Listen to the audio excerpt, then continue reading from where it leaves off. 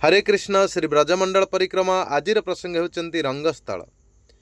यही रंगस्थल स्थान रे भगवान श्रीकृष्ण कुबलय पीड़ हस्तिर रक्त सर्वांगरे मक्षण और गजदंत रूपक आयुध स्कंदरे स्थापन पूर्वक श्री बलदेवंक सहित प्रवेश करिबारु श्रीकृष्ण को रंगस्थल विभिन्न प्रकृतिर लोक विभिन्न रूपे दर्शन करने को लगिले।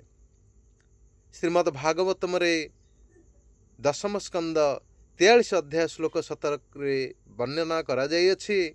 मल्लानामसनी नृणां नर बरह स्त्रीणां स्मर मूर्तिमान् गोपानां स्वजन सतां क्षितिभुजं शास्ता स्वपित्रो शिशुः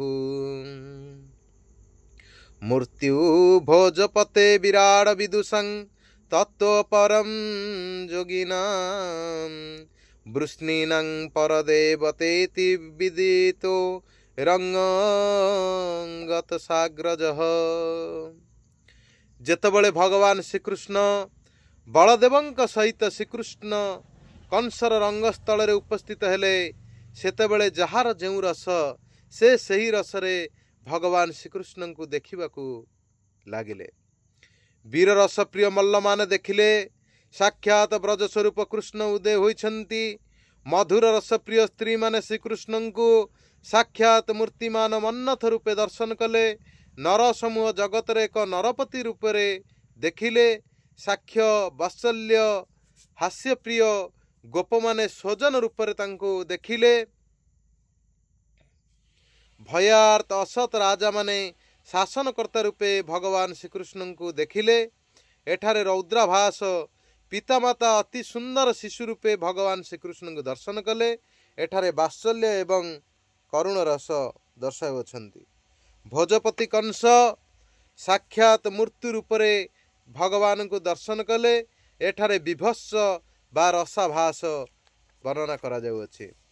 शांत रसर परम जोगी माने परम तत्व रूपे देखा पाइले। दिव्य रसर वृष्णि वंशीय पुरुषगण पर देवता रूपे भगवान को देखा पाइले। यही स्थान रे कृष्ण चाणूर को बलदेव मुष्टिक को मल्लयुद्ध आह्वान करी मुष्टि प्रहार एवं पाद ताड़ना द्वारा निहत करथिले। चारुण और मुष्टिक संबंध में कथित अछि। प्राचीन काल रे अमरावती रे उतथ्य नामक जड़े ऋषि थिले। ताहांकर कामदेव सदृश 5टी पुत्र थिले। सेमाने मदोन्नत होई विद्या अध्ययन जप तप त्याग करी बलिराजांक मल्लरंगरे मल्लयुद्ध करुथिले। एथिरे उतथ्य मुनि क्रोधित होई सेमानको अभिशाप देले, हे पुत्रगण, तुम्हे माने ब्राह्मण कर्म परित्याग करी क्षत्रिय कर्म रे नियुक्त होई अछ। अतएव तुम्हे माने मल्लयुद्ध होई असुर मानक सहित निवास कर। पितांक अभिशाप पाई 5 जन चाणूर मुष्टिक कूट सल ओ तोषल रूपे मथुरा रे जन्म ग्रहण करी कंसंकर अनुचर होइथिले। एमाने समस्ते भगवान श्रीकृष्ण हस्तरे निहत होइथिले। हरे कृष्ण।